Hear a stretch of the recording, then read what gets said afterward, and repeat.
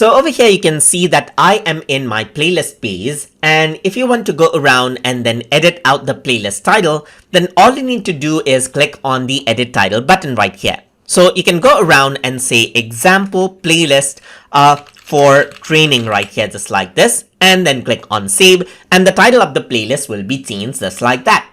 So that is what you can do, and right now you can see that this particular playlist is public. So from over here, as long as you're on the playlist page, you can go around on over here, click on it, and here you can see that you can set the playlist to unlisted. That is it. You just click and it's updated to unlisted, or you can make it private so that only you will be able to see the playlist right there.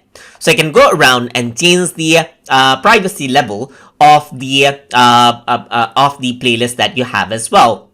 So that is how you can work around with the playlist titles and privacy in YouTube. So hope you guys learned something as always. And as always, please like, comment, share, and subscribe.